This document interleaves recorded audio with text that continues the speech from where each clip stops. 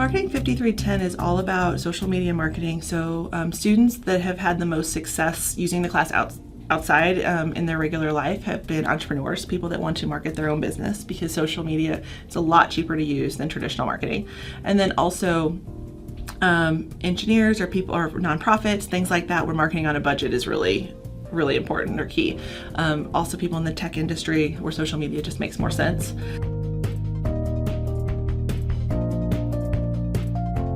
The only prereq we have for the class, I believe, is the Intro to Marketing class, which is 3110.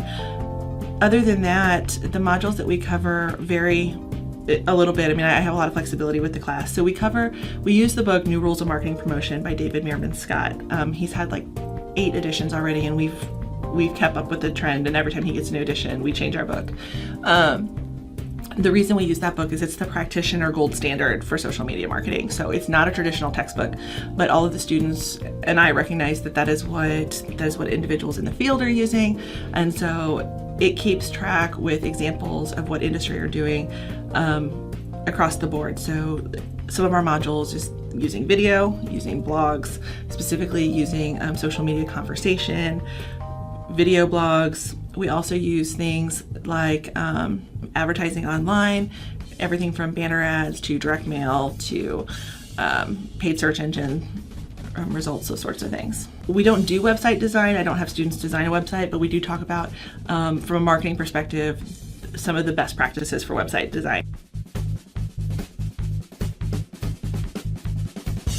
Part of myself in all of my classes, not just this class, is I plan in ambiguity. So in other words, students, when they turn in projects, if I have 5 students, all their projects may look very different. There's not a recipe for success. In marketing, there isn't one solution. There's usually multiple avenues where you can go, and each one of them is going to have a different outcome. And you can't necessarily predict in advance which one is going to be the most successful and by which metrics. And so it's important for students to know that. And I think because we're on an engineering campus where there's a lot of math and science, and there are hard answers, like this is the right answer and this is the wrong answer.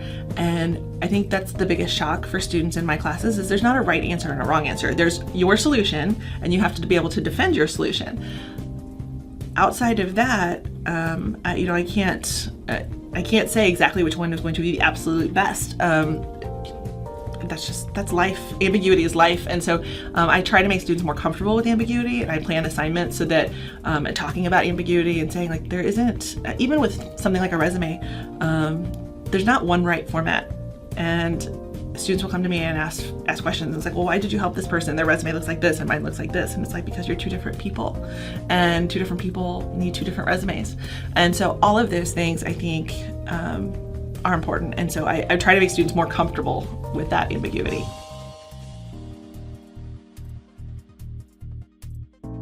Yeah, so I give my students, we have 3 exams in the course, and I give the students an option to throw out 1 exam grade. So say a student has a poor grade and they want to just throw it out completely.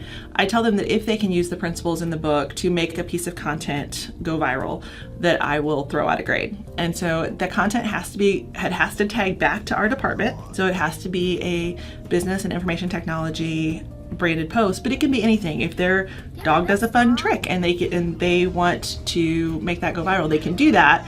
It has to be branded with BIT, at least in some way, shape, or form. And then they have to keep track of all of the different impressions, and it can't be paid. And other than that, the students, it forces them to use the principles that we've talked about.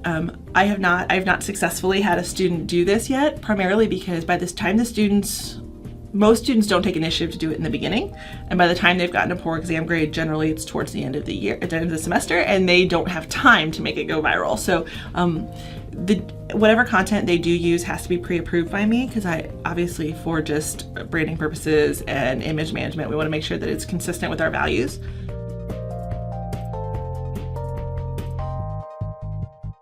My teaching philosophy has evolved over the last 10 years, I think. I have become more open to new ideas and changing. So I always tell my students that I'm open-minded and I'm willing to change even the direction of the course a little bit if it's what is in the best interest of that particular class.